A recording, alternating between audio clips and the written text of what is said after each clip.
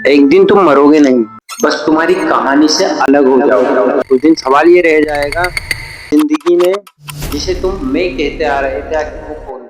अगर सब कुछ हटा दिया जाए, तुम्हारा नाम, तुम्हारी पहचान, तुम्हारी एज, तुम्हारी फोटो, जो बचता है वो कौन है? यही सवाल हिस्ट्री में बड़े बड़े फिलोसोफर ने पूछा। बुद्ध ने अपना महल त्यागा, जंगल गए ताकि वो जान सके कि वो कौन थे। महावीर, कबीर, ओशो सभी यही जानना चाहते थे। तुम कहते हो मैं दुखी हूँ, पर दुख तो बदल जाता है। तुम कहते हो मैं सक्सेसफुल हूँ, पर सक्सेस भी एक दिन बदल जाएगी। कहते हो मैं अच्छा हूँ, बुरा हूँ, पर तुम्हारे सामने सारी चीजें बदलती हुई नजर आ रही। शायद तुम वो हो जो ये सब होता हुआ देख रहा है। जब तुम रोते हो तो तुम्हारा एक हिस्सा रोता है और एक हिस्सा तुम्हें रोता हुआ देखता है।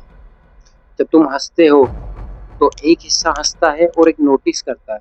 शायद पूरी जिंदगी तुम खुद को एक्टर समझते रहे, पर तुम तो ऑडियंस हो जो ये सारी चीज होते हुए देख रहे हैं। अब थोड़ा डीप चलते हैं। जो मेरा अनुभव है, जो मैंने जाना है, उस पर बात करते हैं। यहीं पर सबसे टर्निंग पॉइंट। इस चीज को बिल्कुल भी मिस मत करना। अभी तक तुमने सिर्फ ये जाना कि तुम एक ऑडियंस हो जो सब कुछ होता हुआ देख रहे हो, और जो मैंने जाना, जो मैंने अनुभव किया, वो चीज मैं तुम्हें समझाना चाह रहा हूँ। हमारा सवाल ये है कि मैं कौन हूँ, पर मेरा मानना है कि शायद ये सवाल ही गलत है।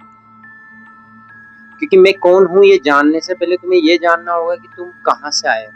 कि अगर तुमने ये जान लिया कि तुम कहाँ से आए हो, तो शायद तुम उस चीज के बहुत करीब हो जाओगे कि तुम कौन हो। अगर ये सवाल उठता है कि मैं कहाँ से आया हूँ, तो इसका सिंपल सा एक जवाब होता है, मैं अपनी माँ के गर्भ से आया हूँ। सवाल के ऊपर सवाल ये भी होता है कि तुम तुम्हारी माँ के गर्भ में कहाँ से आए हो। पिता की शुक्राणुओं से। तुम्हारे पिता की शुक्राणु कहाँ से आए? वो भोजन जो उन्होंने खाया, पचाया, उससे शुक्राणु बने। वो भोजन कहाँ से आया? वो भोजन मिट्टी से उगा, धूप से बड़ा हुआ, पानी से पला और हवा से जिया। मतलब अगर सीधे तौर से देखा जाए तो मैं उस मिट्टी से जुड़ा हुआ हूँ, उस धूप से जुड़ा हुआ हूँ, उस हवा से जुड़ा हुआ हूँ, उस पानी से जुड़ा हुआ हूँ।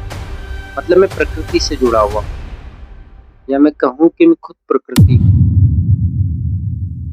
शायद प्रकृति खुद को समझना चाह रही होगी, तो उसने मुझे बनाया। क्योंकि प्रकृति के पास आंखें नहीं है, दिमाग नहीं है, कान नहीं है। जब उसने खुद को अनुभव करना चाहा तो उसने मुझे बनाया, तुम्हें बनाया।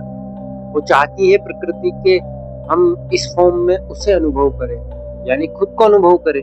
सनातन धर्म में बोला जाता है प्रकृति ही परमात्मा है, और ये भी कहा जाता है परमात्मा फॉर्मलेस होता है, मतलब उसका कोई आकार नहीं है। तो जब उसका कोई आकार नहीं है तो वो खुद को समझना चाह रहा है, तो उसने एक आकार लिया। वो जीव जंतुओं के रूप में खुद को समझ रहा है, पेड़ पौधों के रूप में खुद को समझ रहा है। फिर मैं ज्यादा सोचा, मैंने ये पाया एक दिन मैं मर जाऊंगा, और मरने के बाद उसी मिट्टी में मिल जाऊंगा, उसी धूप में चला जाऊंगा, उसी हवा, उसी पानी में चला जाऊंगा। मतलब मैं प्रकृति से आया हूँ और एक दिन वापस प्रकृति में ही लौट जाऊंगा। मतलब मैं प्रकृति से यहाँ तक का सफर मेरा सिर्फ इतना था कि मैं प्रकृति को समझ सकूं, खुद को समझ सकूं, खुद को जान सकूं।